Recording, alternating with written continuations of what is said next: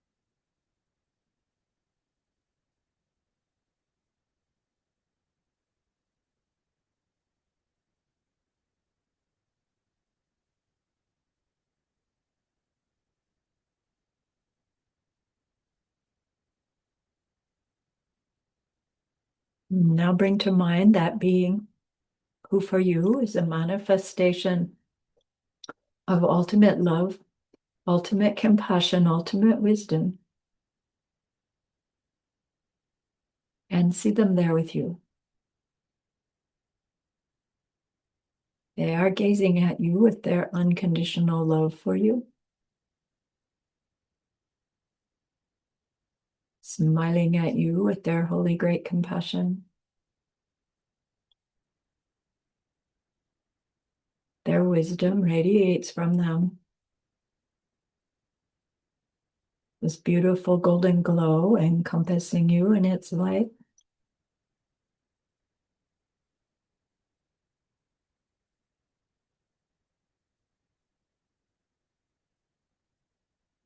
And then we hear them say, bring to mind someone you know who's hurting in some way. Feel how much you would like to be able to help them.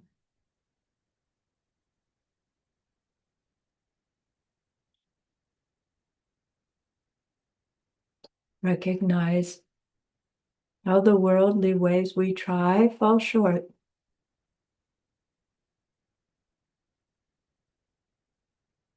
How wonderful it will be when we can also help in some deep and ultimate way, a way through which they will go on to stop their distress forever.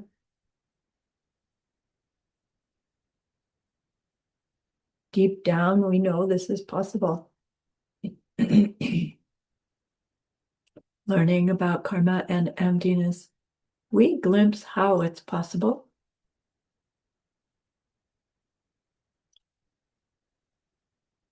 And so I invite you to grow that wish into a longing,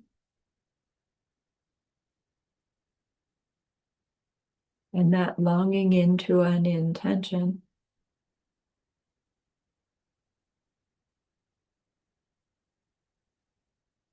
And with that intention, we turn our minds back to our precious holy being.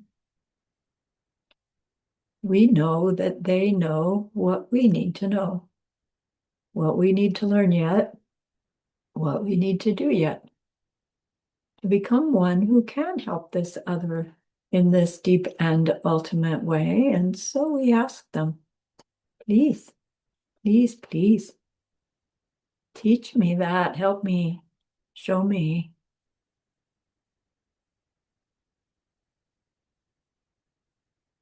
And they are so happy that we've asked. Of course, they agree. Our gratitude arises. We want to offer them something exquisite. And so we think of the pure world. They are teaching us how to create. We imagine we can hold it in our hands, and we offer it to them, following it with our promise to practice what they teach us, using our refuge prayer to make our promise. Here is the great earth. filled with fragrant incense and covered with a blanket of flowers. The great mountain, 4 lands, wearing the jewel of the sun and the moon. In my mind, I make them the paradise of a Buddha and offer it all to you. By this deed, may every living being experience the pure world. Idam Guru Ratna Mandala Kam Niryatayami. I go for refuge until I am enlightened to the Buddha, the Dharma, and the highest community. Through the merit that I do in sharing this class and the rest, may we reach Buddhahood for the sake of every living being. I go for refuge until I am enlightened to the Buddha, the Dharma, and the highest community. Through the merit that I do in sharing this class and the rest, may we reach Buddhahood for the sake of every living being. I go for refuge until I am enlightened to the Buddha, the Dharma, and the highest community. Through the merit that I do in sharing this class and the rest, may all beings totally awaken for the benefit of every single other.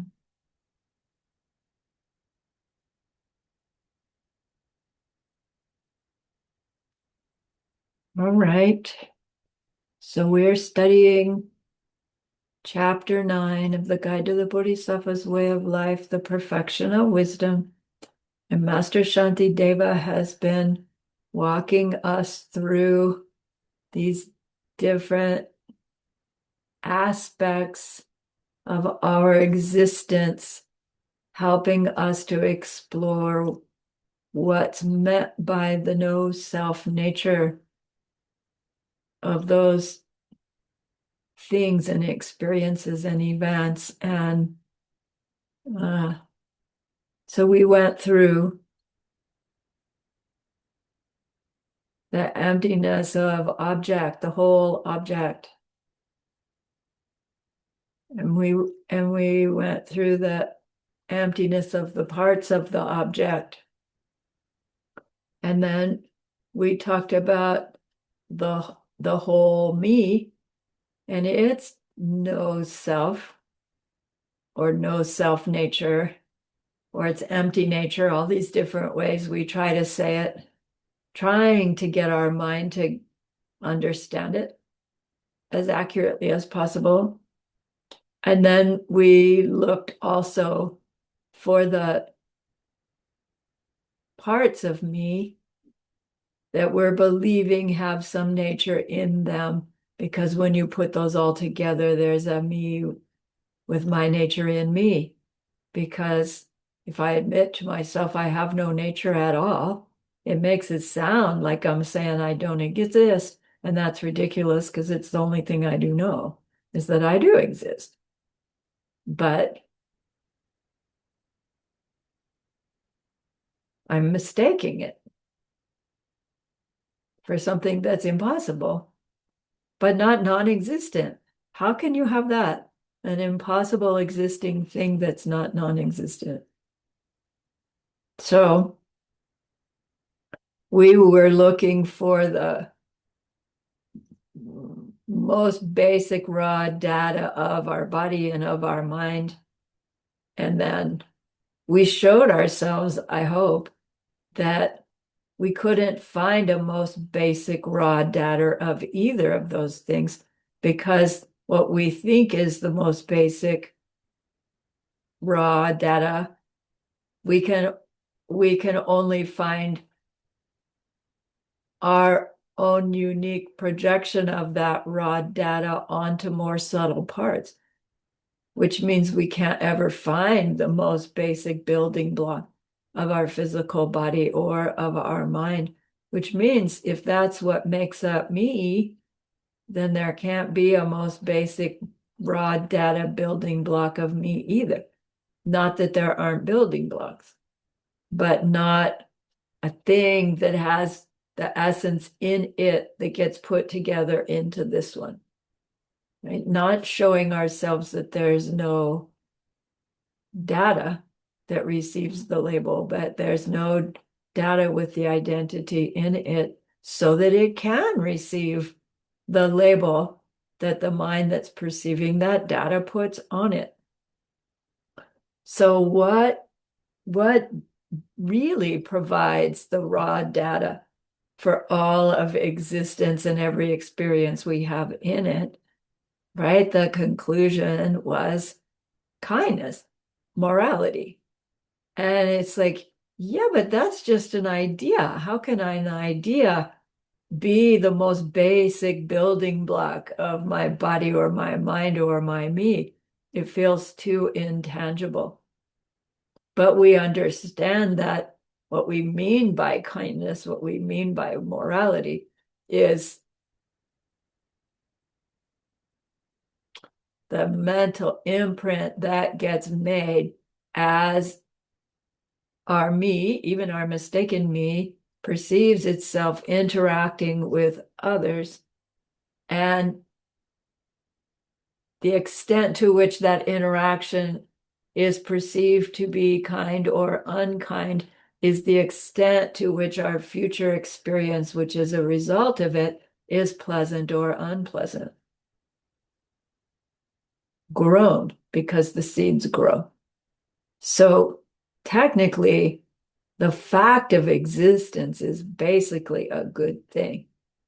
So the very fact of existence has to have as its basis some kindness, because kindness makes goodness, pleasure.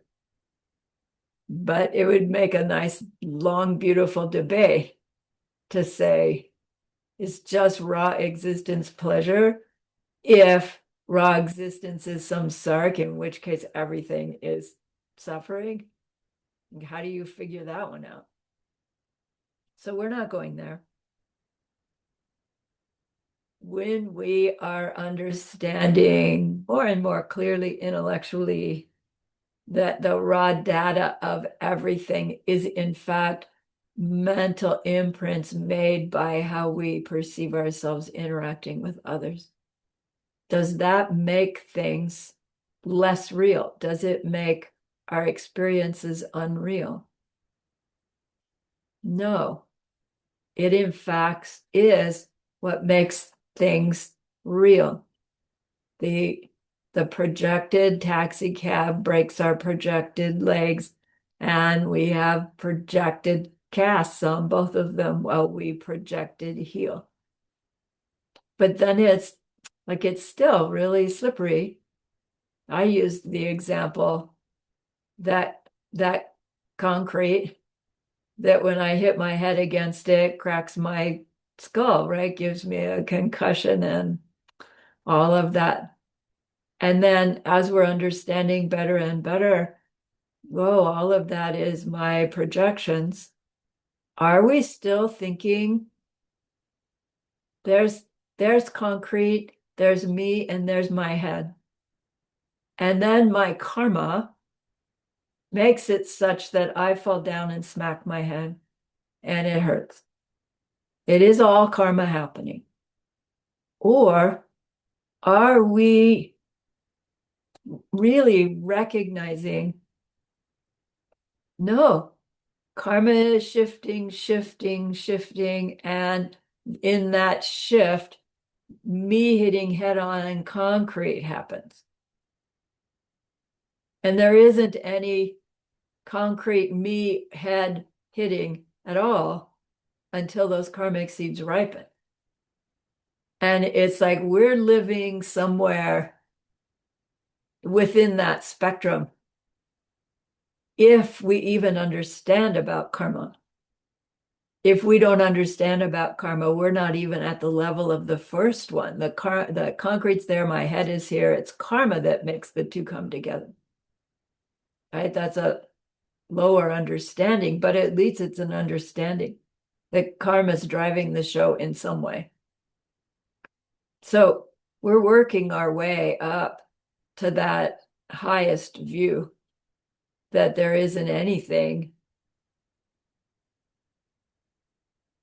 until our seeds ripen the specific thing, but there's never nothing at all. So the moral to the story, of course, is that we can perceive ourselves doing towards others things that make the imprint in our minds for future projection, Buddha and Buddha paradise emanating.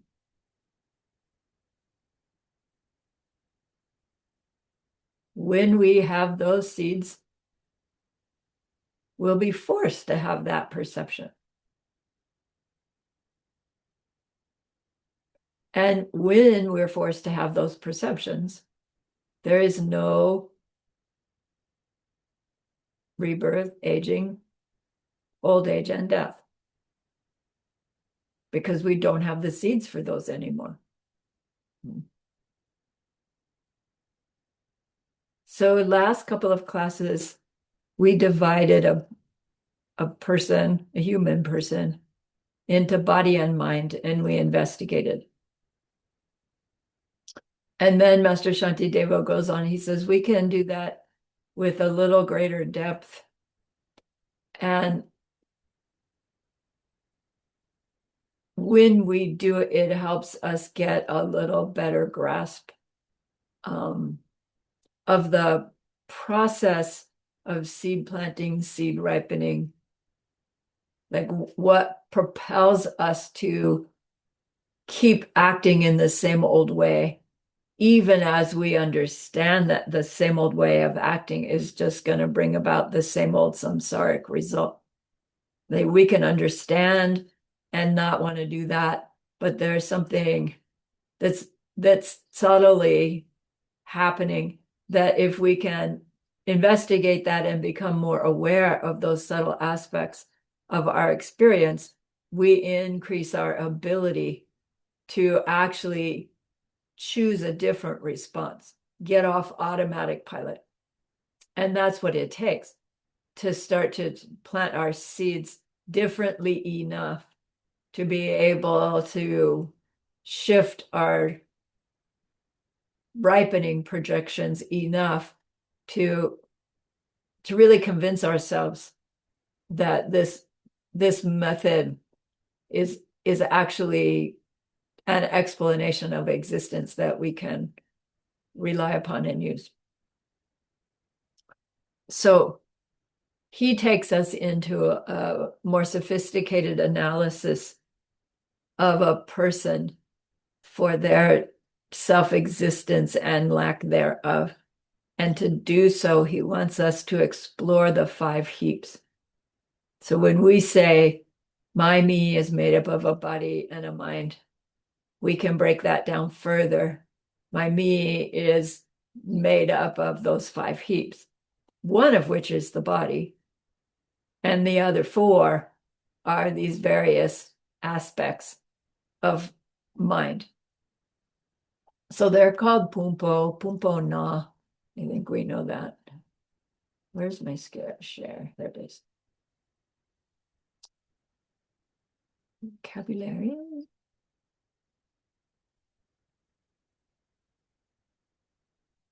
That's bigger.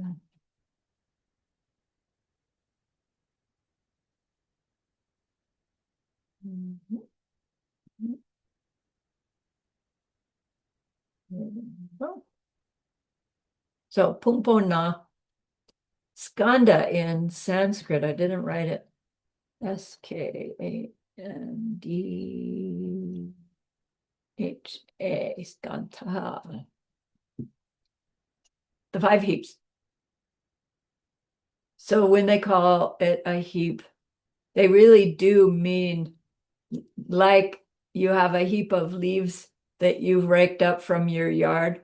You have one heap, but it's got all these different leaves in it that makes up the heap. So when we talk about our 5 heaps, any given heap has lots of things that make it up.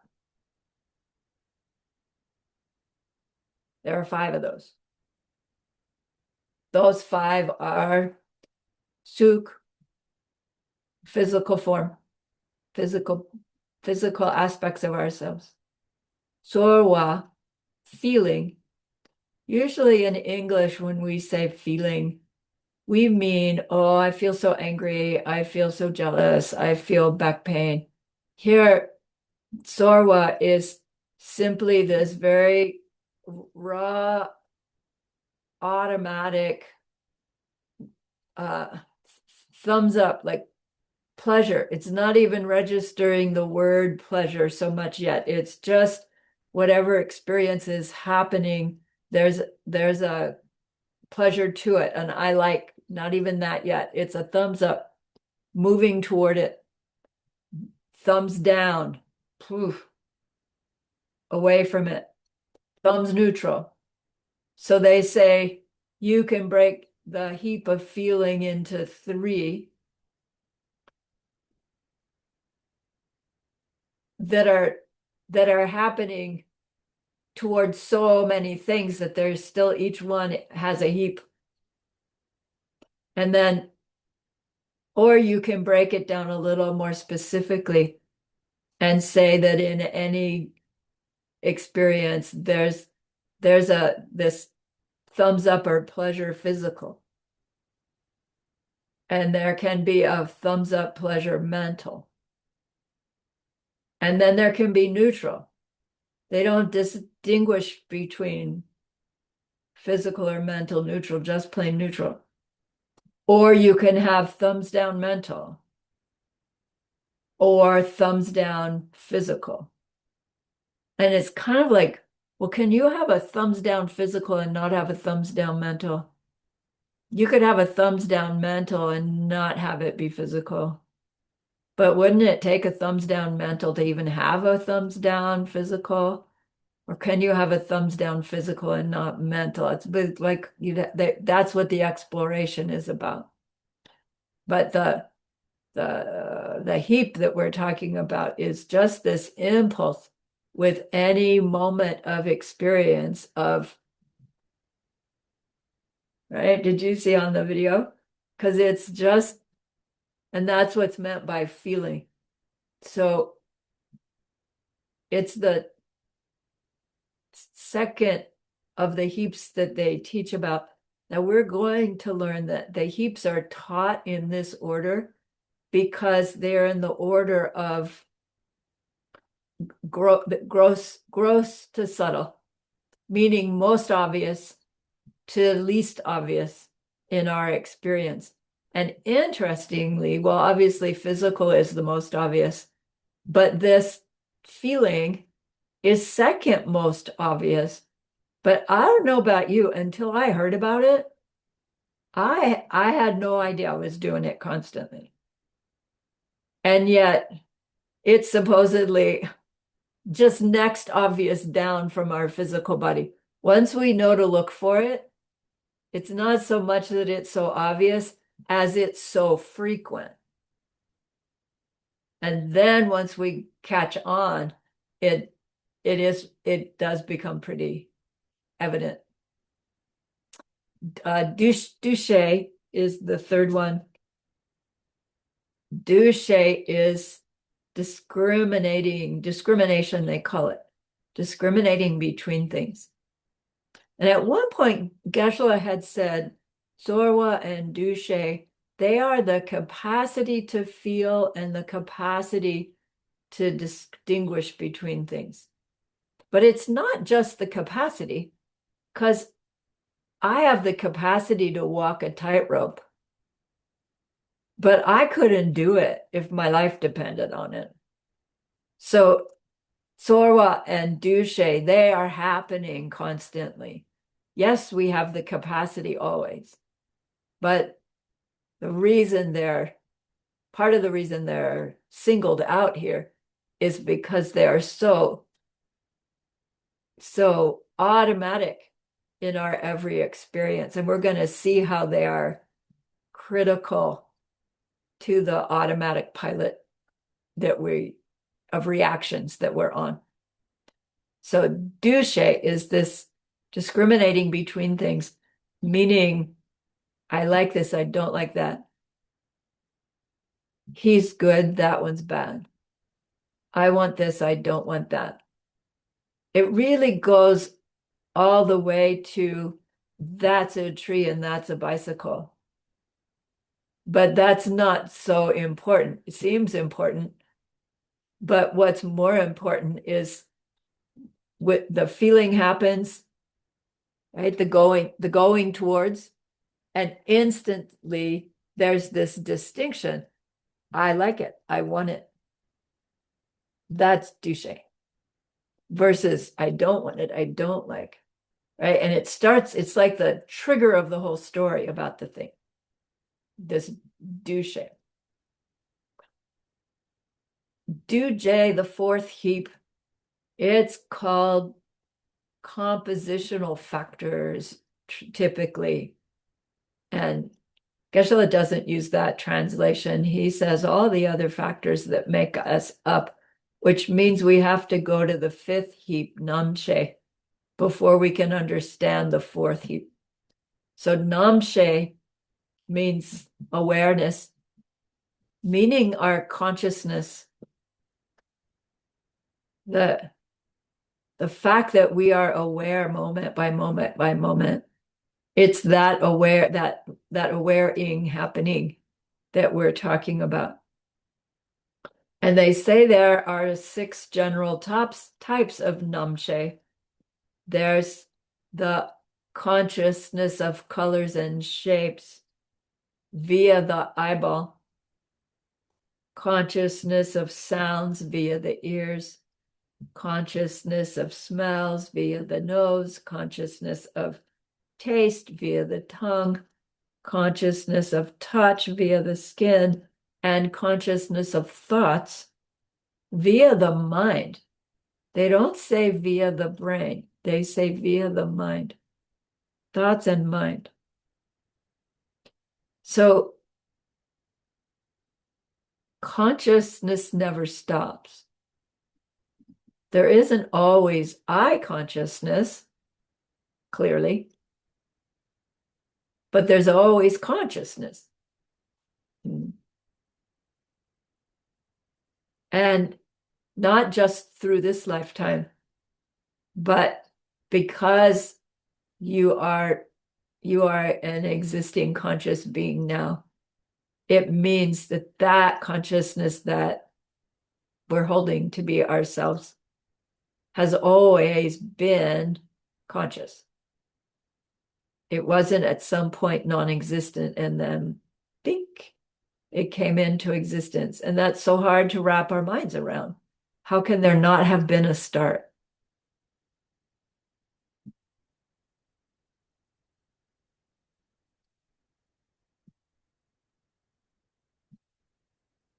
So we have the heap of form, our physical experience, the heap of feeling, thumbs up, thumbs down, thumbs neutral, that's doing this constantly. The heap of discriminating between things, the one I like, the one I don't like, and then the awareness of all of that going on constantly.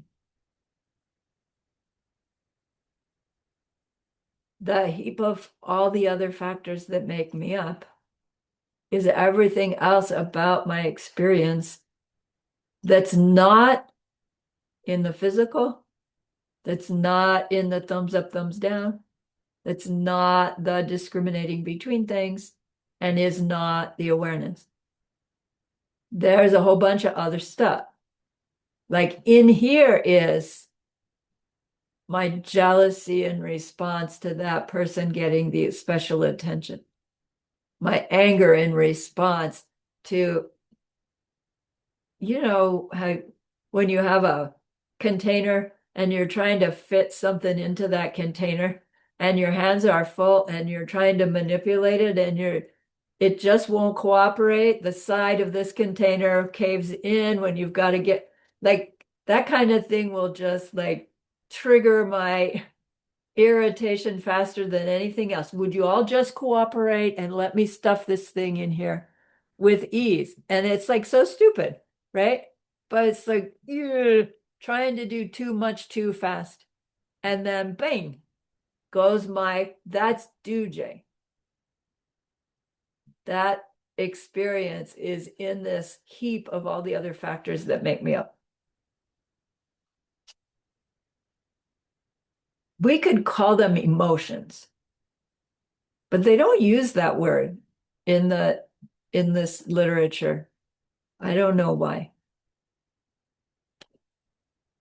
The Abhidharma Kosha talks about, right? They talk about all the existing things of the universe in amazing detail. And then in that, they say there are basically 46 mental functions through which we have those 84,000 mental afflictions. So 46 basic mental functions. And yet in Guide to the Master's, Guide to Bodhisattva's Way of Life, he's talking about that in Duje, the heap of all the other factors, there are 44 mental functions. So Master Shantideva isn't making it up. He's pointing out that these other two heaps, the heap of feeling and the heap of discriminating between things, technically, they are a mental function that is taking information and putting it together into something else, which is what falls into the Duje, the compositional factors, all the other factors that make us up. But they were singled out to be their own heaps on purpose, as Lord Buddha was giving us a method to investigate our own existing me.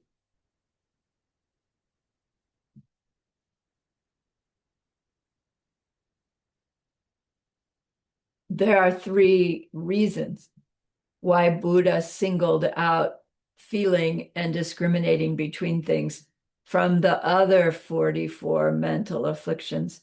He gave these three reasons. He said, first of all, those two are the root of all conflict in our world. Secondly, they are the cause of all of our suffering in all of our lives. They contribute to what pushes us into another rebirth that is continuing to ripen suffering. Thirdly, they relate to the sequence of the heaps, the gross to subtle. So he's pointing out that gross to subtle of the factors that are in the heap of all the other factors, jealousy, anger, love, joy, impulses to do good, generosity, all that kind of stuff. Those are more subtle than the heap of feeling and discriminating. And it sure doesn't feel that way. When I'm getting irritated with that thing going into the box and it won't do it, that feels really, really obvious to me. Like right below the pain in my hand that's gripping the thing, which is why I'm annoyed because I want it to go fast because my hand hurts. That seems really obvious. And the thumbs up, thumbs down, I like that, I don't like that. It just seems like it's so subtle, I'm not paying any attention. So it's curious. He says, no, if we are aware, we can be hot on the heels of aware of our physical body. We can be aware of our towards or away, and hot on the heels of that, like not is, I want that, I don't want this. That's more obvious than being mad that it's taking me so long to get that thing in the box. And it just doesn't feel like that in real life, which is why we're thinking about it, why we're exploring it. And he's going to say, you might want to spend some time on your meditation cushion, getting used to or recognizing these sorwa and dushe. Because if it's true that they are the root of all conflict in the world, and we can get a hold of our experience of them, we could change our reactions off automatic pilot or train ourselves in a new automatic pilot that will not be replanting the seeds for samsara and its conflict. Right? So it's not just theoretical to go looking for our thumbs up, thumbs down, and our reaction to it. It will help us change our choice of behaviors.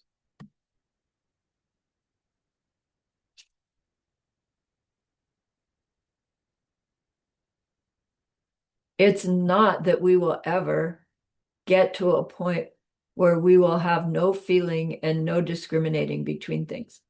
Buddhas still have feeling and discriminating between things. They are just all thumbs up and more thumbs up.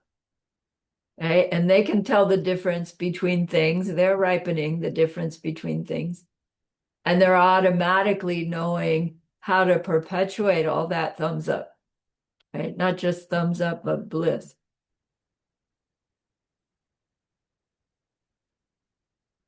Geshe-la reminded us that as Buddhas, we don't merge with the cosmos and become one with everything. Our mind stream stays, I want to say individual, but it would be not completely accurate. Our mind stream does stay separate from other mind streams. Because if it didn't, and our mind stream merged with another mind stream, then my mind stream's karma, it would be called merit at that level, would then be a factor in the other mind. But even Buddhas can't take our karma and purify it and give us their merit. If they could, they would. Mind streams stay separate.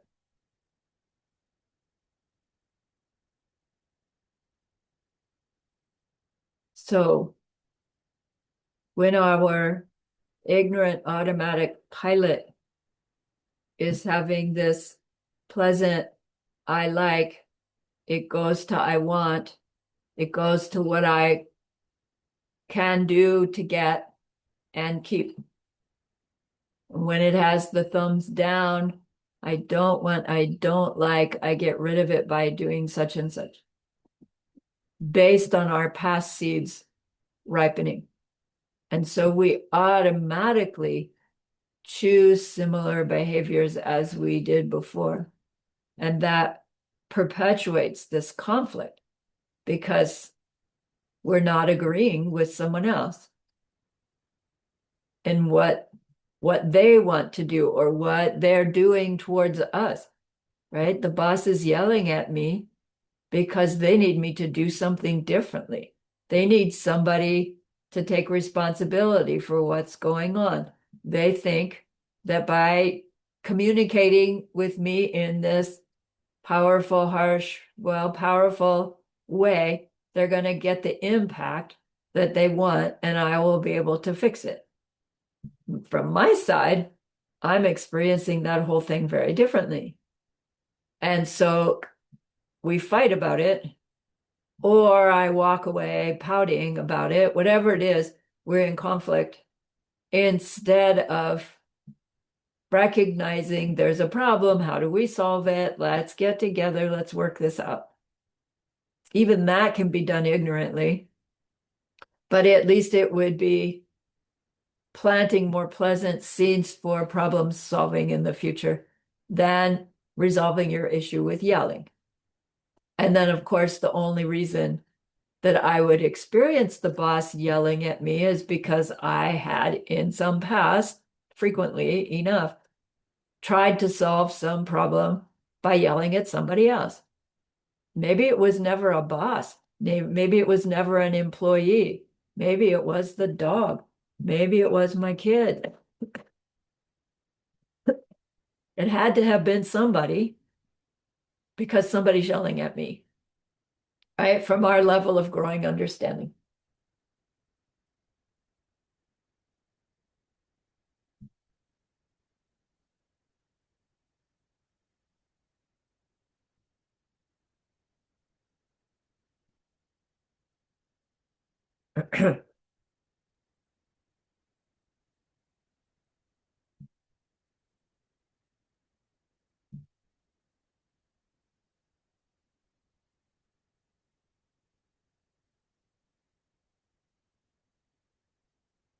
So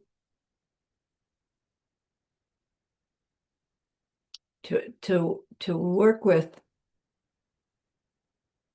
our understanding of our heaps requires this growing sensitivity of our awareness to our moment by moment experiences, to be able to recognize how that sequence of thumbs up, thumbs down, I like, I want, don't like, don't want, is so propelling that we try to change our behavior too far after the fact. You know, we wait until the boss has been yelling and I'm getting irritated enough before I do something, as opposed to recognizing very early on in the experience, oh, here comes that feeling and discrimination. If we understand the true nature of that feeling and discrimination, and we understand the true nature of the yelling of the boss, and we understand the true nature of our own me, we really don't have to react badly to what is an unpleasant experience when we're understanding the process better.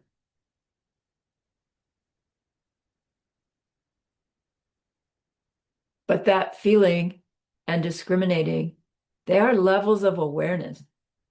They are not like having a stomach ache or a headache.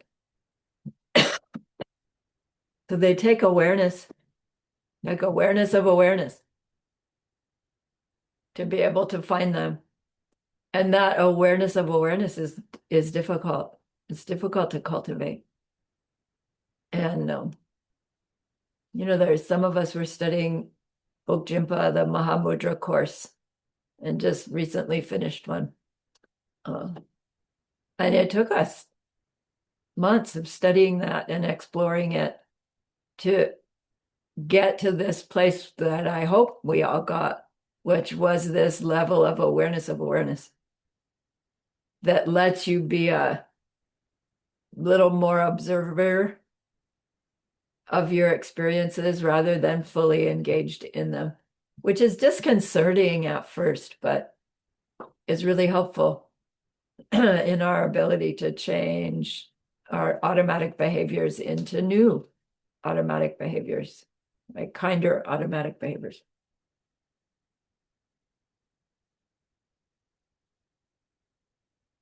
So Master Shantideva is pointing out that these feeling as the impetus for our behavior, they're so powerful in the perpetuation of our suffering that he's pointing out, that Buddha pointed out, that it's really important to understand the emptiness of our feelings in order to stop the perpetuation of the factors in our duje, are all the other things that make me up. The anger, the jealousy, the irritations, all of those. We can work on those, or we can work on the feeling and discriminating. And as we cut those off, transform those, then we don't get even so far as to having those full-blown mental afflictions that come out of the other 44 mental functions. Not that they don't happen, but they don't happen in an afflicted way. All right.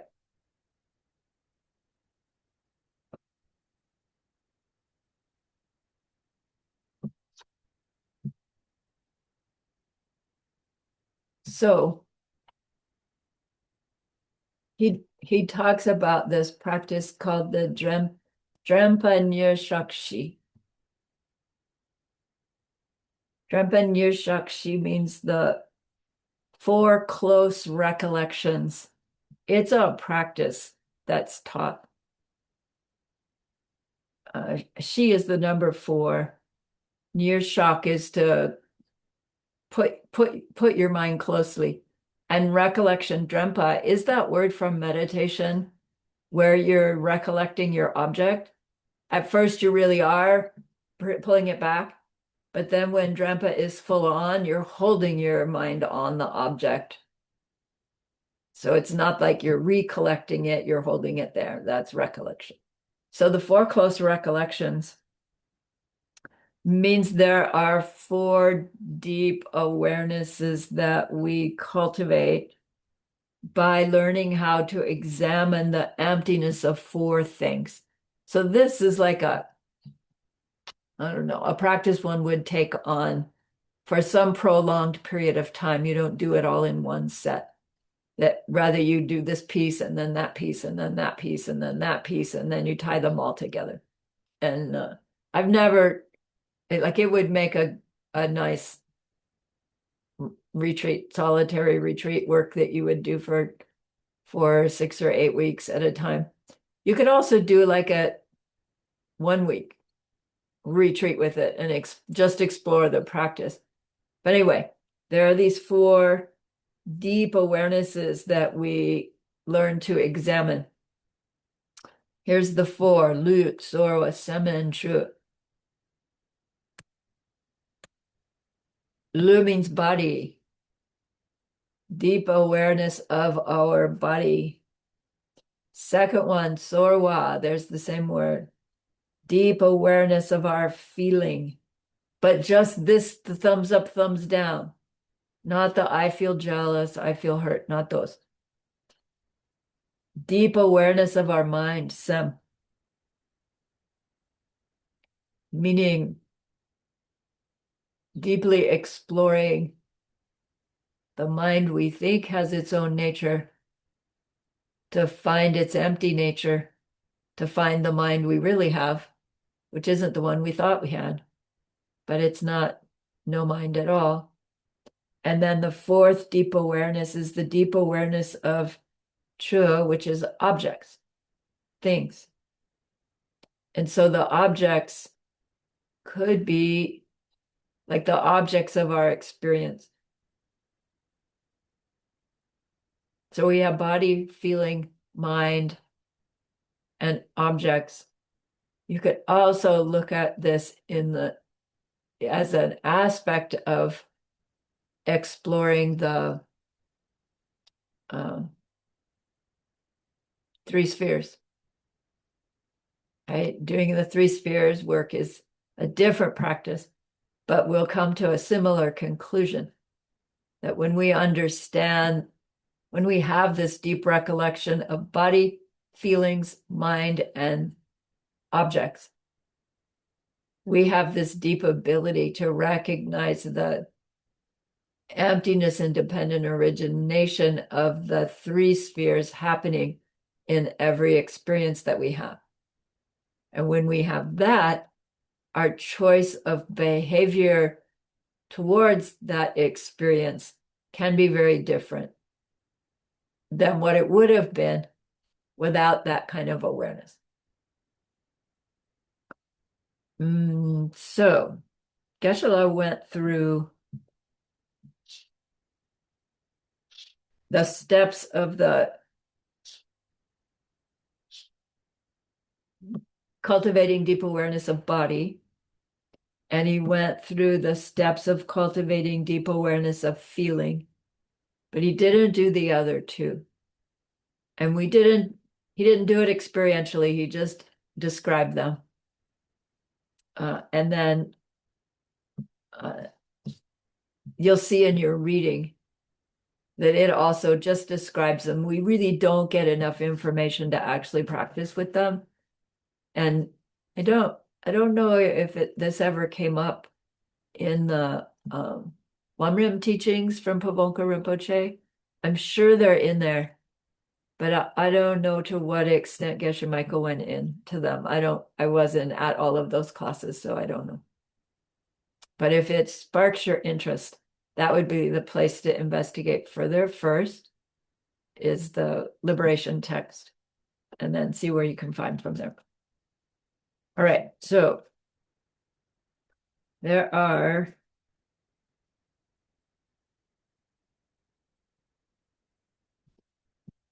three steps in this exploration called the close recollection of body. And in the first step, we are looking, we are considering our whole body and its parts, recognizing that the whole body depends upon its parts to be a whole body. And then recognizing that, yeah, but those parts also depend upon parts. For them to have the whole part that comes together with other whole parts that makes up the whole body. And when we're trying to find something that finally has its own nature, that can be the thing that makes up the parts that makes up the parts that makes up the whole, we find, gosh, there is no such thing. And then because of that, we decide, well, if there's no teeniest part that has its own nature, then the whole can't have its own nature, because the whole's made up of things without their own nature. You can't take things with no self-nature, put them all together, and suddenly have a self-nature, can you? Either your parts have self-natures, so altogether there's a self-nature, or there's no self-nature, and then altogether there's no self-nature to either. But can you be aware of what our minds say? Well, if there's no self-nature of the parts, there's no parts. And if there's no parts, there's no whole. And if there's no whole with no self-nature, there's no whole at all. And that doesn't work, Master Shantideva, because here I am. And you know what he would say to us? Okay, let's do it again. And go through. So we've done it many, many times in different ways. We understand the punchline, because to have a self-nature means to be there in some way, not dependent on any other factor. But we are in a Mahayana school. Highest Mahayana school would say anything that can exist independent of the mental seed projection of the one who's experiencing it, there can be no such thing. To have a self-nature means to exist independent of the projection of the experiencer. So if we've got that understanding pinned to what we mean by a self-nature and no self-nature, when we go looking for something that finally has a self-nature, we'll very quickly say, well, that's silly, because if I can ever find a smallest particle, it's still going to be my ripening projection, it as the smallest particle. So I don't even have to go looking, unless I'm still believing that there has to be a smallest particle, me. In which case I keep looking until I show myself this is ridiculous because I can't find anything that's outside of my own mind seed projection happening. All right, so step one, we come to this conclusion. There's nothing about my body, this body, that has its own identity, an identity outside of my projection of it.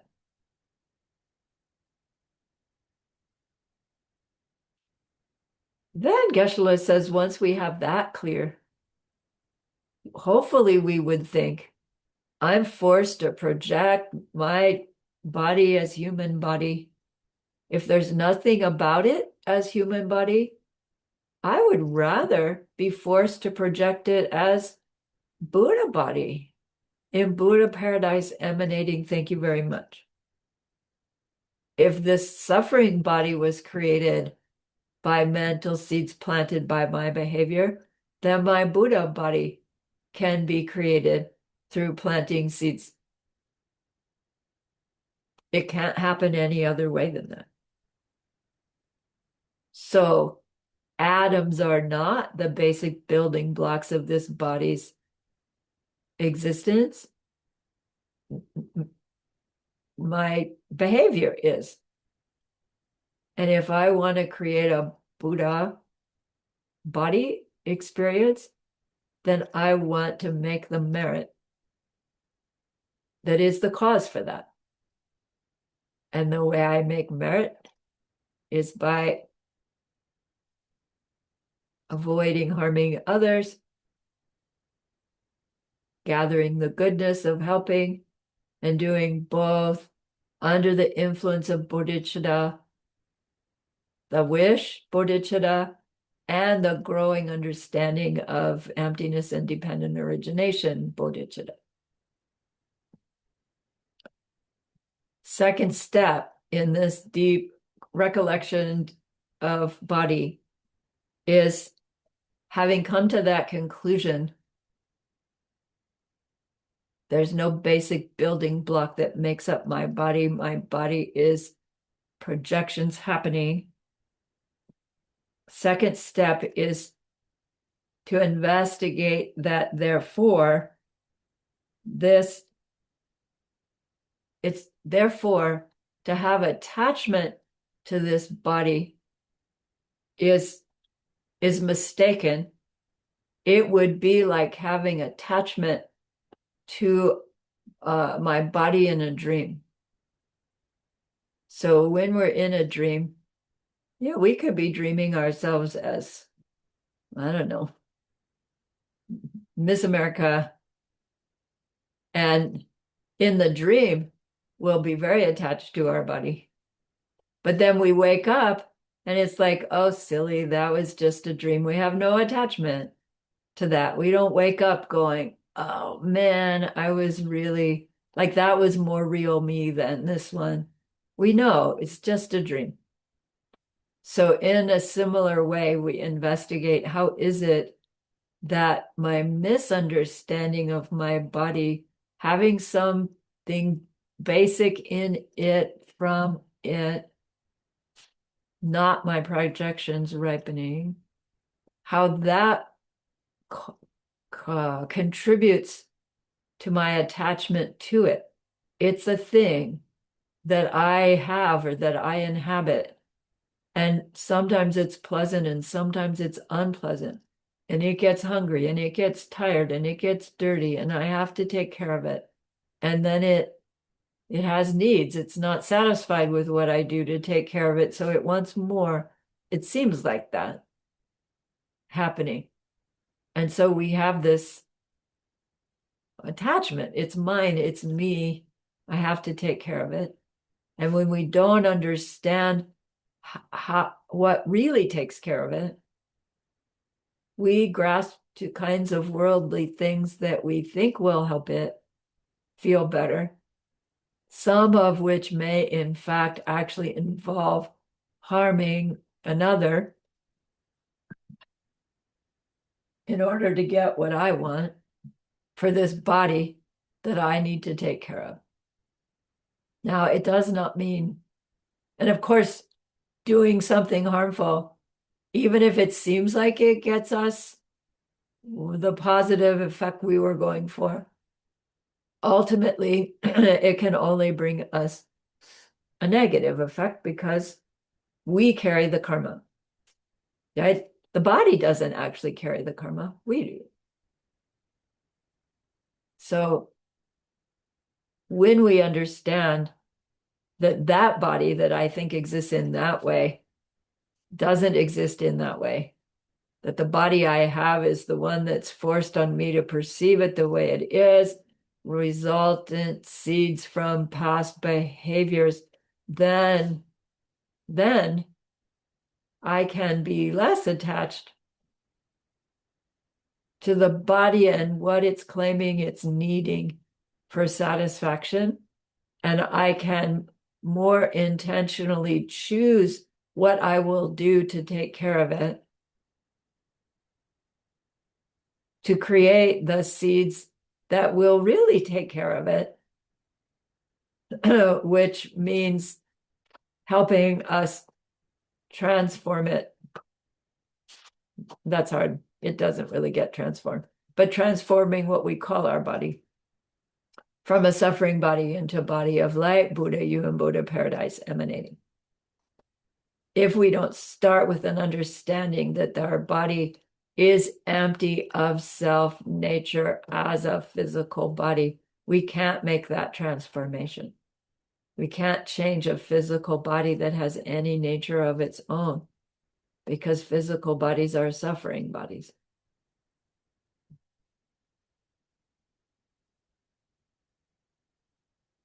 So the idea of recognizing our projected body as having a similar existence as a dream body, we don't get attached to dream bodies, but we are attached to our waking bodies.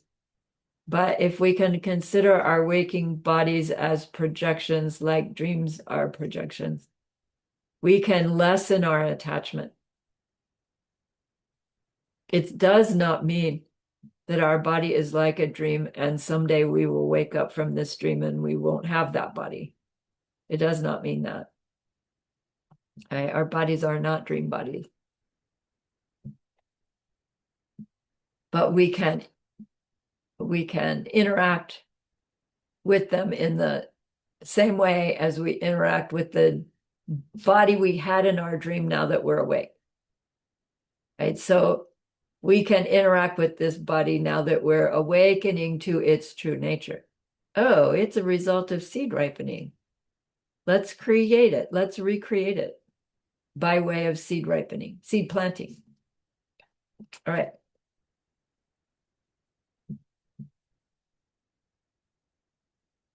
Step 3.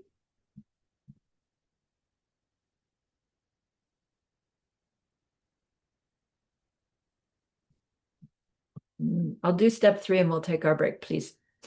Step 3 is recognizing that if my step 1 analysis is convincing that no part of my physical body has its own nature, so my physical body as a whole can't have its own nature. And so therefore, there's really nothing there to be attached to. Then the I, the me, that inhabits that body or is stuck to that body, like what's your relationship with your body? Are you in it? Do you have it? Is it you? Are you in it? Is it something separate than you? Like figure out how do you describe your me in relation to this body? Because whatever we just showed was true about our body and its no self nature. If the body makes up a part of me, and the body has no self nature on any of those levels, then the me that I think has a self nature that includes the body, that me can't have a self nature either. Because a self nature me can't have a body with no self nature. Just like we talked about the parts and the whole. So the step 3 of close recollection of my body is I use the ahas I come to from those other 2 analyses and say, so therefore the me that thought it was a self-existent me that had a self-existent body, it has to be part of the projected nature body in order to experience a projected nature body. So, oh my gosh, my me is projected also.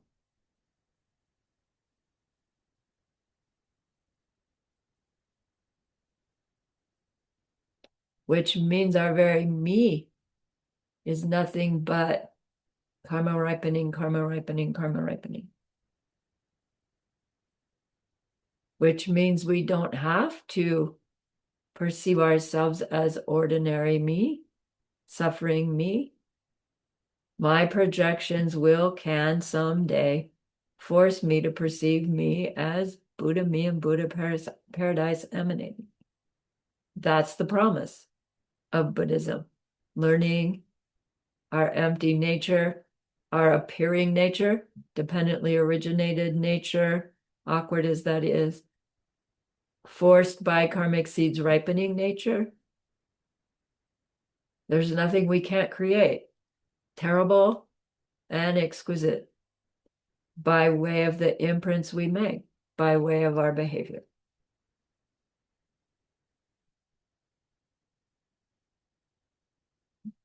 Okay, let's take our break.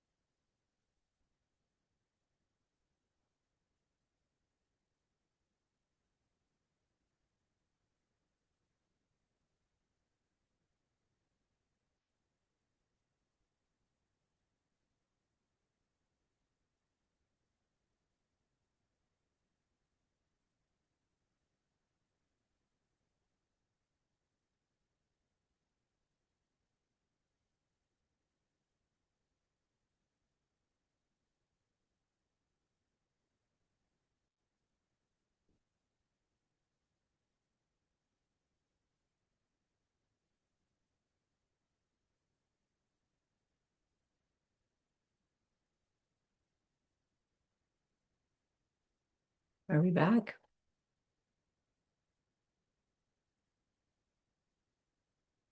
Mhm.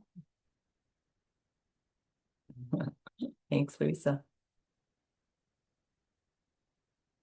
So the next one, let's go on. The deep awareness of feeling. Again, not emotions, just this very raw impulse.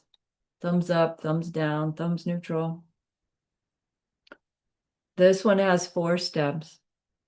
The first step, the description says, we deny that the feeling itself has any nature of its own. And it sounds like it means we just sit down in meditation, feel a feeling, and say, nah, it's not there. And that's not what it means, of course. The word deny is gakcha or gakpa, meaning we come to the conclusion that the feeling that we thought was there with a nature of its own can't be like that. Not that it's not there at all.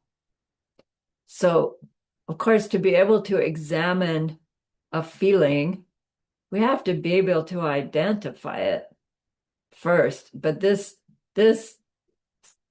practice is assuming you already are at the point where you can sit in meditation and bring up a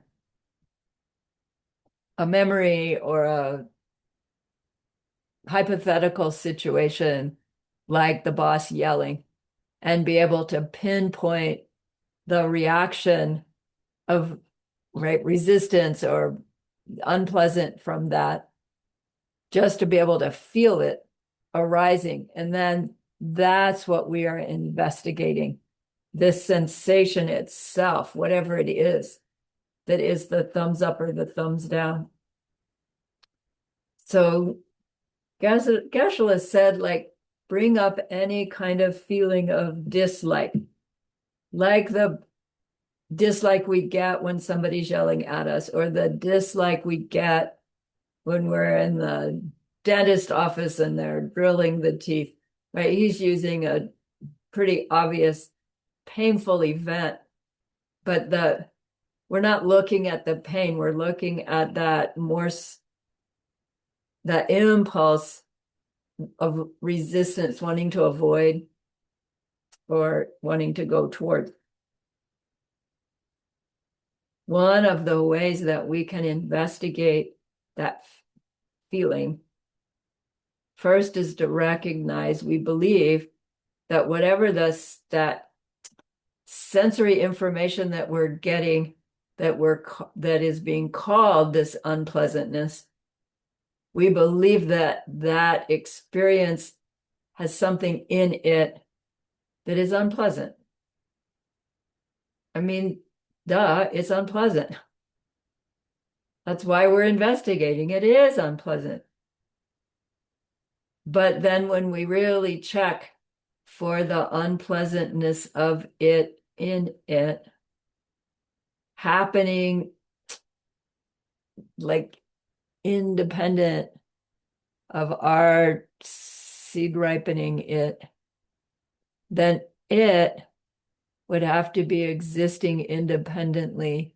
And then that would mean it couldn't change. Like, that's the sequence of explanation here.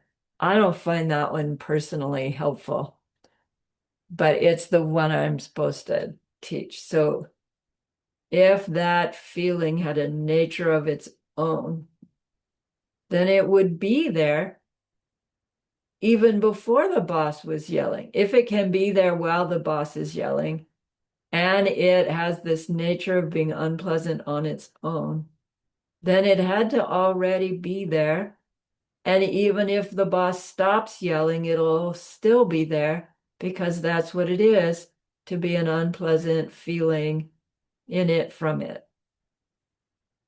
So if we use that criteria, how many times do we have to convince ourselves, well, that feeling can't be in it from it because it's coming from the boss, right? We don't come to the conclusion, oh, it's my mind seeds ripening. We're just saying it's not in it from it. It's due to some other factor. So apparently, we do somehow believe those things have their own natures in them once they're there. That's what it is to have a mind stained with ignorance. We automatically think that. And then to unravel that, it's like, well, then once it's there, it can't ever change unless it's dependent on me in some way. And oh, I see. It is dependent on me in some way. So therefore, it can't have its nature of unpleasantness in it from it. The unpleasantness happening is some kind of conception, some kind of idea I have that's being put on either moments of physical sensation or moments of mental, call it sensation.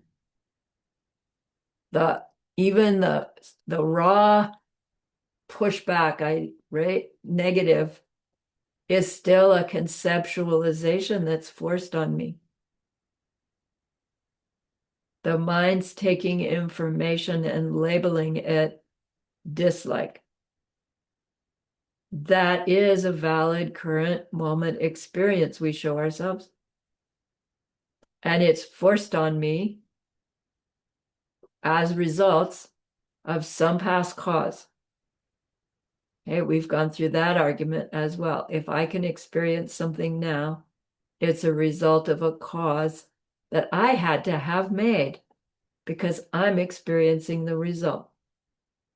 So we understand that the way I make causes for experiences is how I saw myself interacting with someone before. So same conclusion here. My mind taking subtle information and coming up with the thumbs down is still this projected result of some way that I saw myself do something towards an other that was unpleasant enough that's now ripening for me as a sensation of wanting to avoid. Somehow I caused it. But the same for pleasure. Consider something that is there and our impulse is to go towards. Like I like, not even I like, just thumbs up towards it. If the pleasure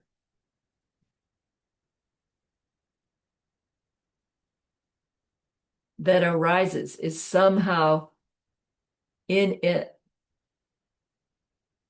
then it would mean that no matter what else was going on, if that sensation could arise, you would be forced to experience pleasure. And they say that's not, it can't have its pleasure in it from it, because if so, then if we were grieving the loss of somebody very dear to us, and someone else brought us our favorite cookie, eating the cookie would not override the pain of the grief. But if the pleasure of the cookie was in it, then eating your favorite cookie would force you to forget your grief. And it doesn't do that. So therefore, the pleasure of the cookie, which is our thumbs up thing, the pleasure can't be in there. But it's like even that example, it's way past just the thumbs up, thumbs down.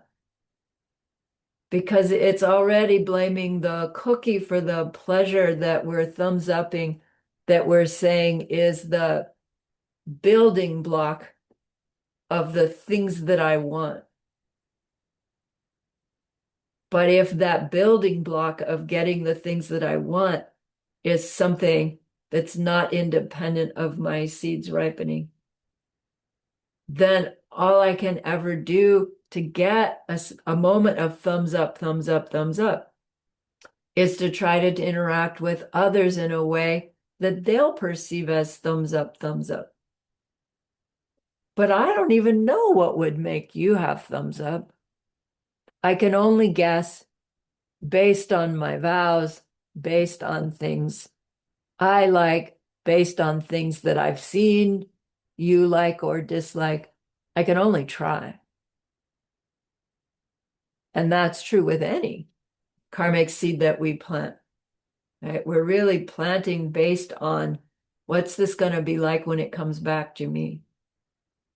And then doing the best we can to hope that the other person is experiencing some thumbs up from what I'm doing for them, towards them. But we really don't have control over that.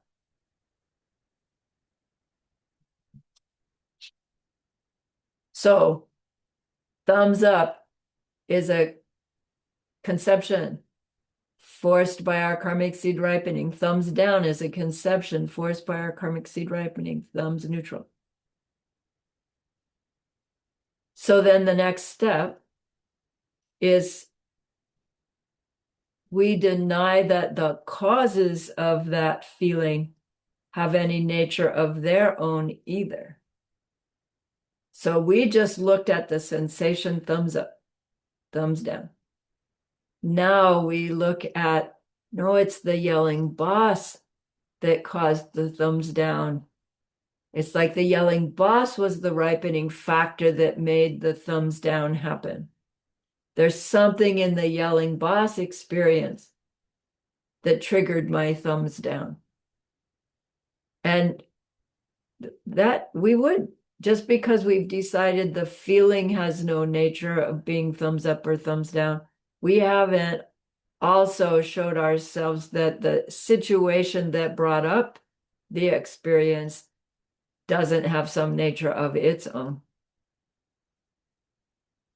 If we can show ourselves that that can't be even what's triggering the sensation that's triggering my judgment of it, then it gives me another opportunity to break my reaction into a response.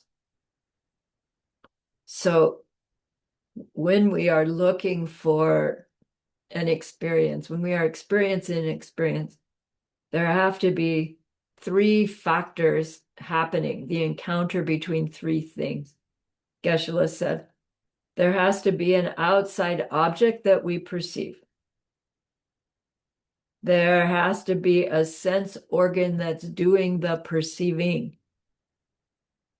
And then there must be awareness of the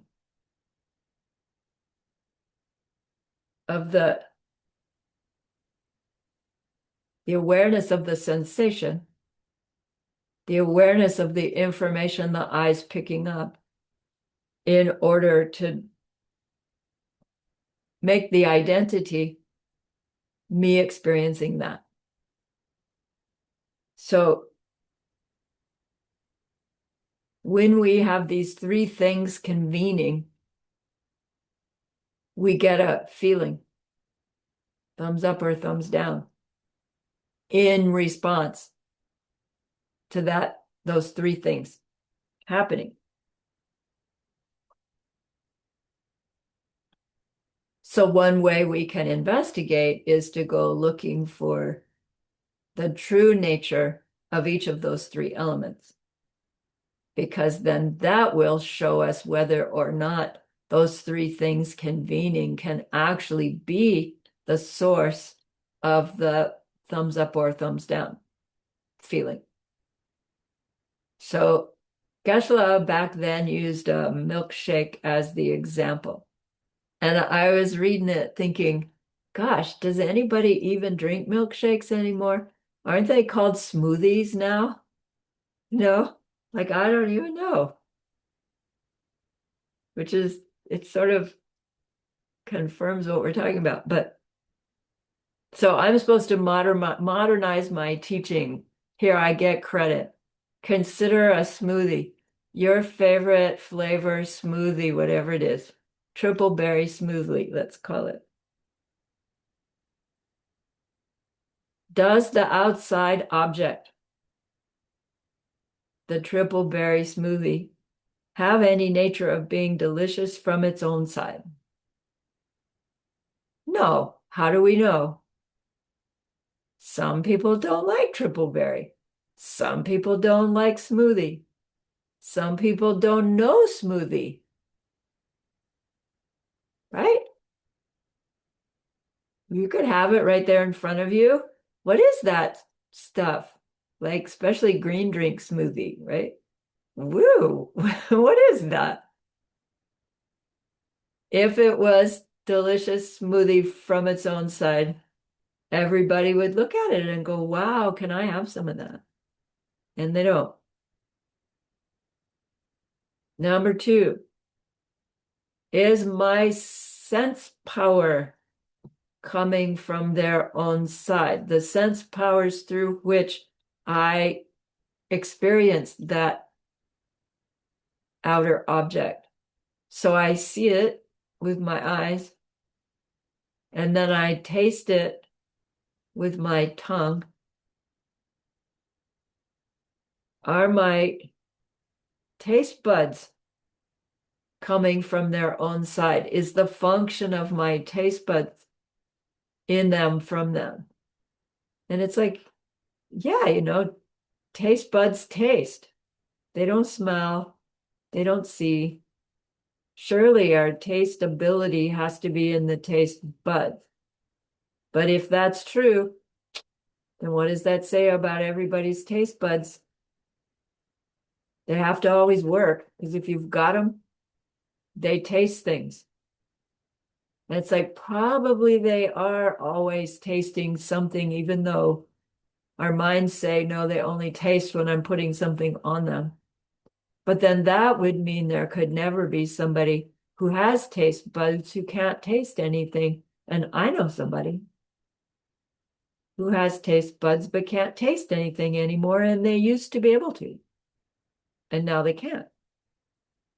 So it can't be the case that taste buds taste, or they always would.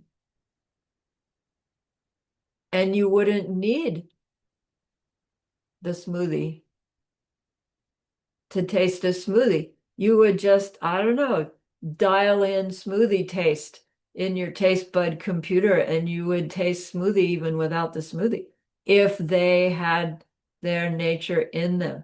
But it feels really absurd, doesn't it? Because if my taste buds don't have the nature of being taste buds, why do I need them at all? And I do. But how could it be that you could have taste buds and they don't work if they have their taste bud function in them? So, our minds go, okay, they're taste bud-ish, but only do their taste bud thing as long as they function. Yeah, well, why do they function sometimes for some people and not for others, right? There's got to be something else going on, always. So if the taste buds aren't what make me taste the pleasure of the smoothie, then that second factor in the three coming together, it's still necessary, but for some other reason, not because of the tasteability of taste buds. Then third, what about the awareness of the smoothie itself? Is that awareness self-existent? Is the awareness coming from something other than our projection of the smoothie? Can we be aware of a smoothie if we don't have projections ripening aware of smoothie? Like put like that, it's obvious. No, I can't be aware of smoothie without the projection aware of smoothie, because that's what aware of smoothie is projection. But do we think that as I'm aware of my triple berry smoothie, it's a projection happening? No. I think my awareness has some reality of its own, independent of the smoothie, so that when the smoothie is there, I can be aware of it. Don't we? We really don't experience that my smoothie awareness doesn't happen until I'm aware of a smoothie. Because there's got to be a first moment, but there can't be a first moment. But it does happen, and then it stops happening, and then it happens again, and then it stops happening. Right. And we go, no, wrong. Right? If it has its own nature, then it's not dependent upon my experience of it. And if it is dependent on my experience of it, it has to be dependent upon the ripening projections made by how I created it from some past sharing before. So we're trying to show ourselves in our own personal meditative experience that this awareness that I think can be there independent of smoothie, and then be aware of smoothie in it from it, and my awareness in me from me somehow, where we can show ourselves that it just can't be working in that old way that I believed, that I'm here first, an object becomes apparent, I can experience the object as the object tells me it is. I hope that's becoming more and more absurd. No, the object can't tell me what it is. But I can't decide to tell me what it is either. The whole thing is happening in a way that's outside of my decision making, which is why it's so hard to get off automatic pilot, because our reaction to it also seems like it can't get outside the not being able to make a decision about it. If our reaction was somehow self-existent, we wouldn't be able to change our reaction. But the reaction also is seeds ripening. So if we can plant the seeds for being able to choose our reaction, we can ripen the seeds to be able to choose our reaction.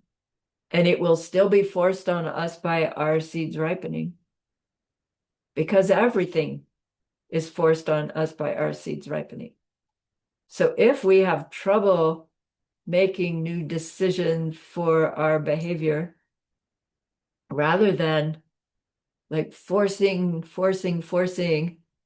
ourselves into new behavior, we might want to go help somebody else have the opportunity to choose something. Right? And like we've all done that. What restaurant would you like to go to? Right? We ask people, you decide, you make a choice, something different. We let people make a decision, which is planting seeds for us to be able to make a decision about some behavior we want to do. Maybe somebody asks you, what do you think I should do in such and such a situation? To plant the seeds for us to be able to make a different behavior decision, you could ask them, what kind of different behavior do you think would help you do this better? And let them work it out. You listen to them work out choosing a new behavior. Plant seeds for us to be able to work out choosing a new behavior. And then it won't well, eventually it won't be so difficult to get off that automatic pilot.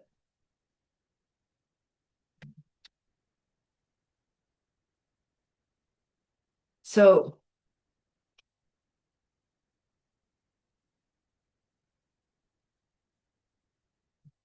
to understand the emptiness of the three spheres, the object, the me experiencing the subject, experience the object, and then the experience of it, to understand all of those are factors in the projections ripening.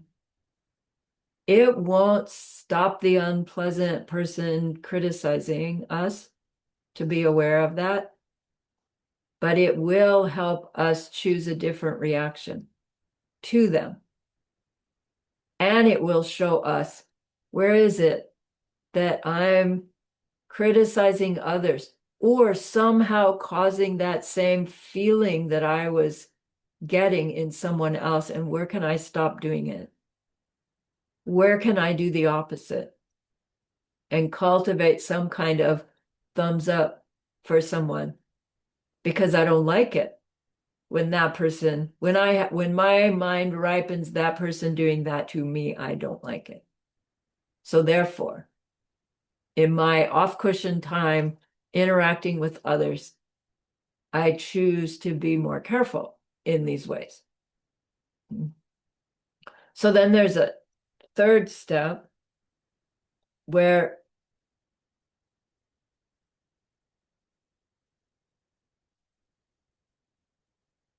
we deny that the object our feelings are focusing upon has any nature of its own. I thought we did that already. This is where we're looking at the smoothie to see if the triple berry smoothie has its own identity. Or we're looking at the angry yelling boss or the boss who's criticizing me to see their own nature. Because if those things have their own natures, we've got something to blame our displeasure upon. And then that justifies our reaction to push them away. And that perpetuates our samsara. So, of these different factors, the feeling, the experience of the feeling, the awareness of the feeling, and then the object we're blaming the feeling on. When we go looking for who it is to blame, and we find, oh, nothing but my projections ripening, then we find, right, the real blame factor, which then the word blame hurts because it leaves us feeling ashamed and bad. And that's not what I mean. I mean, more rather recognizing, so my interactions now is where my power lies. And just tiny little efforts to be more kind is enough to build up into a change in my outer world over time. Yeah, we need big ones for big changes, big ones and some time, but lots of little ones become big ones. And once we've gone through this cycle again and again, the object that I think is causing me the discomfort that I'm experiencing, and the sequence through which I'm experiencing it, the feeling, the sensation, the identity of the sensation, the me having the sensation, the awareness of the sensation, all those different aspects, and recognizing how I believe they exist in one way and can't exist in that way, have to be ripening results of my past behavior in order for me to experience them. Then, let's grow a different garden. At least try.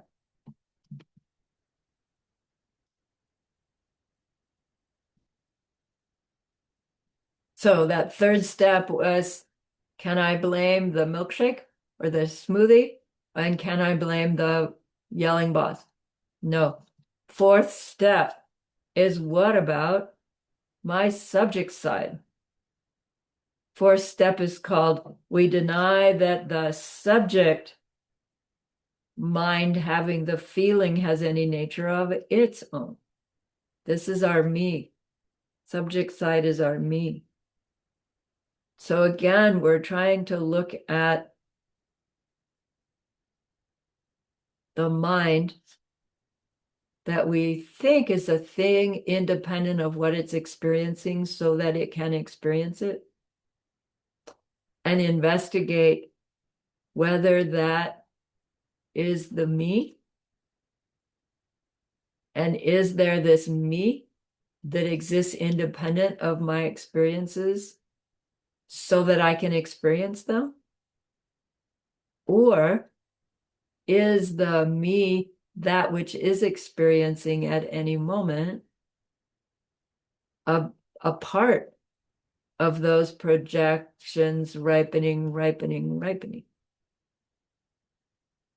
Can we experience anything outside of our projections? No. Can we experience our me? Yes. So doesn't our me have to be part inside those projections? Yeah, but what's doing the projecting if my me is inside it?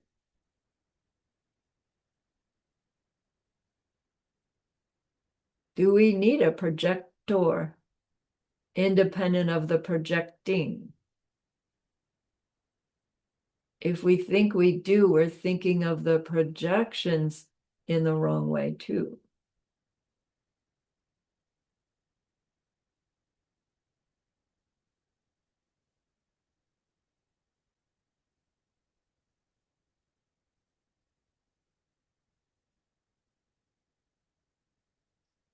So Geshe-la described it as that angry yelling boss who's making me upset was put there by my karma. But why was I there to even experience it? Who put me there? What me? The me that's there. What other me is there but the one that's experiencing it? My me is part of that concept story that's ripening at the moment.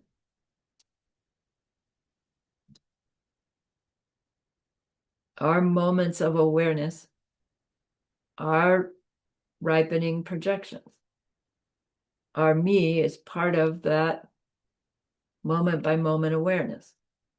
It takes a me side, subject side, to experience an object.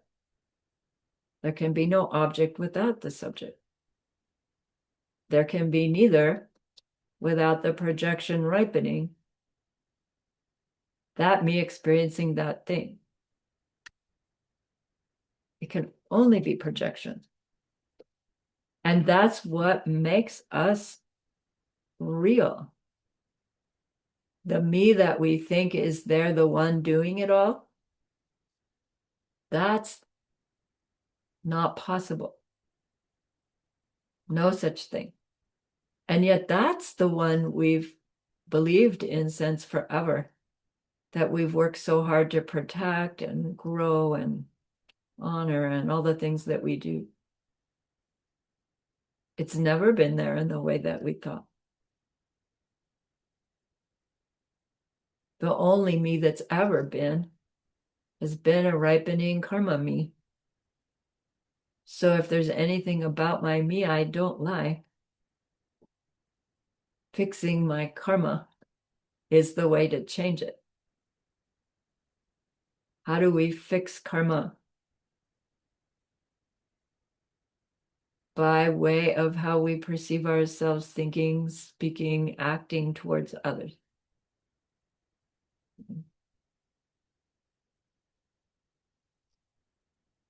So then Leslie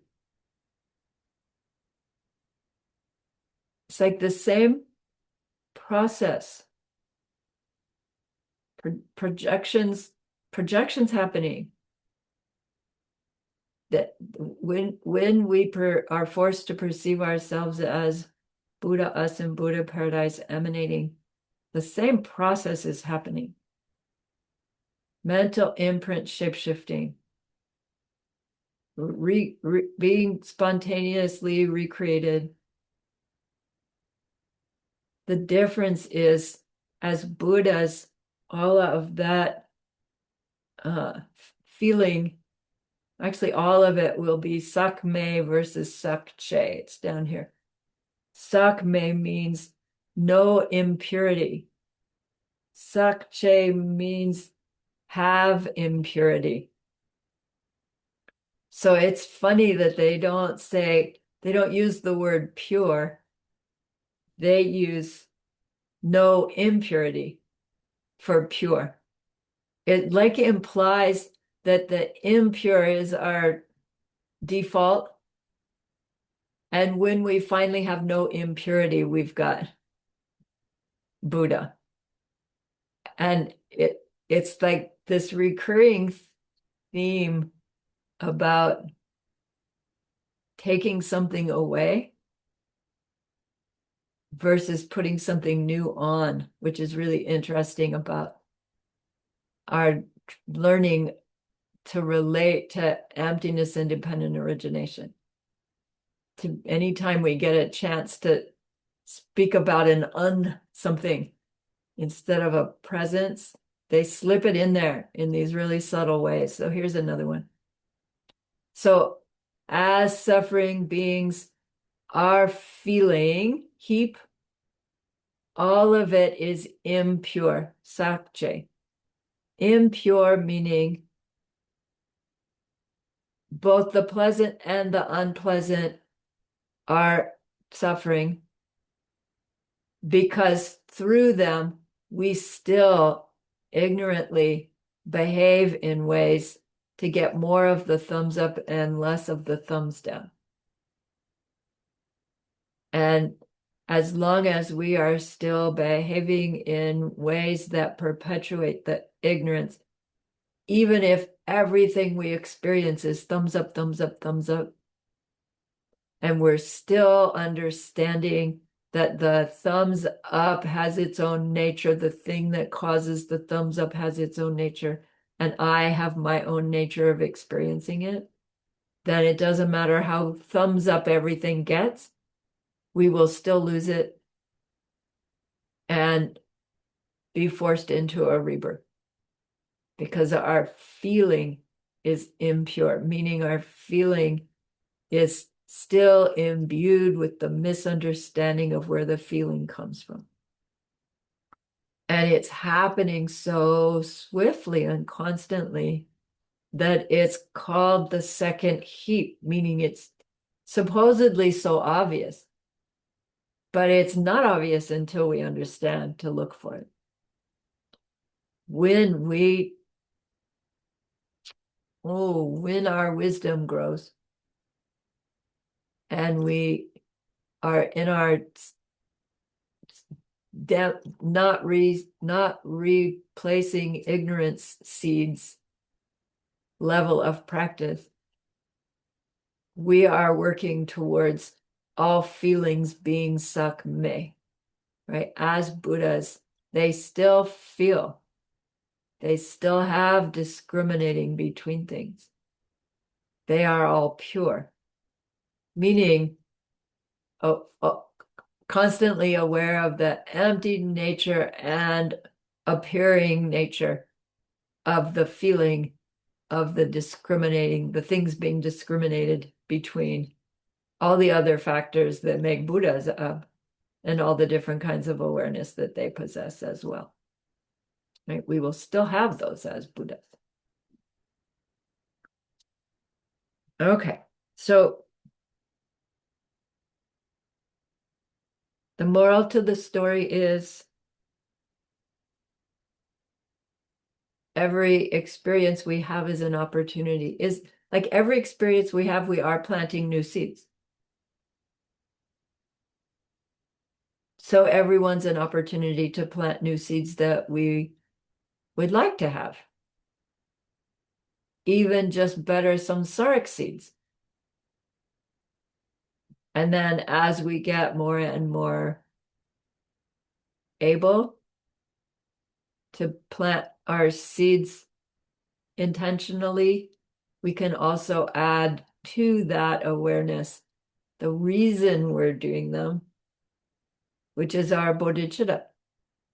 Because we understand the emptiness and appearing nature of our experiences, we want everybody to understand that in such a way that everybody interacts with everybody else in as kind of way as they can come up with based on their growing wisdom. So we want bodhicitta for everybody to grow.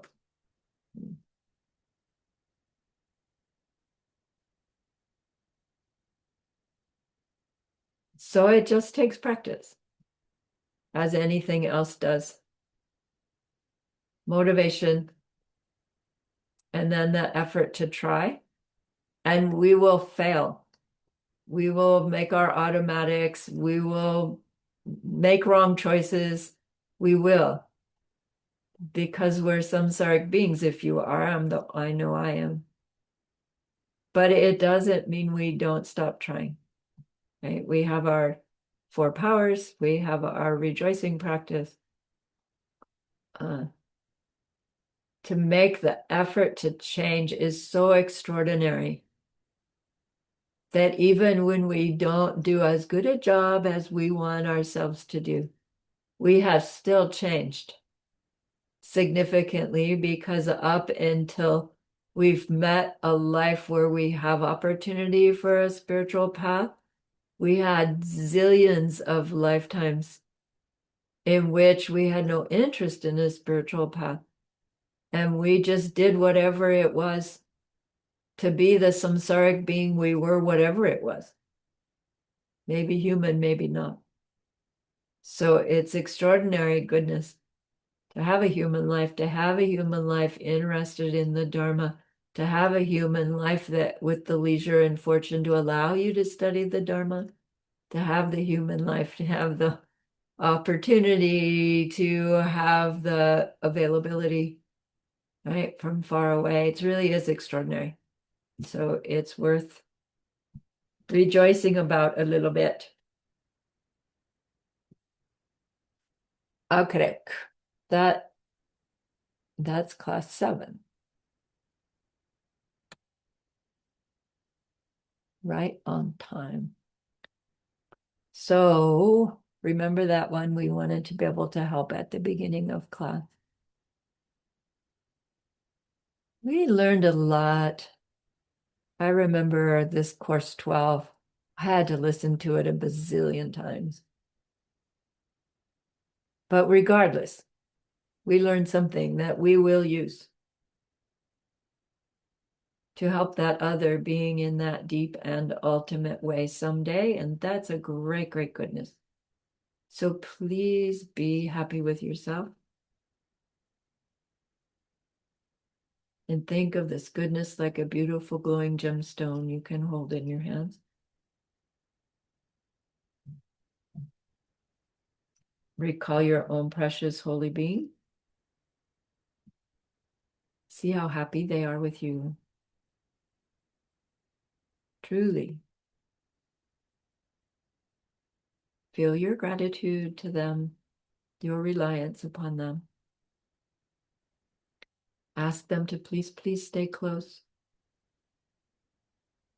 to continue to guide you, help you, inspire you. And then offer them this gemstone of goodness. See them accept it and bless it, and then carry it with them right back into your heart. See them there, feel them there. Their love, their compassion, their wisdom. It feels so good, we want to keep it forever, and so we know to share it by the power of the goodness that we've just done. May all beings complete the collection of merit and wisdom, and thus gain the two ultimate bodies that merit and wisdom make. So use those 3 long exhales to share this goodness with that one person, to share it with everyone you love, to share it with every existing being everywhere. See them all filled with loving kindness, filled with wisdom, and may it be so.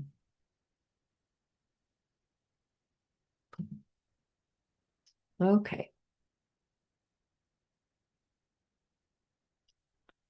Thank you so much for the opportunity.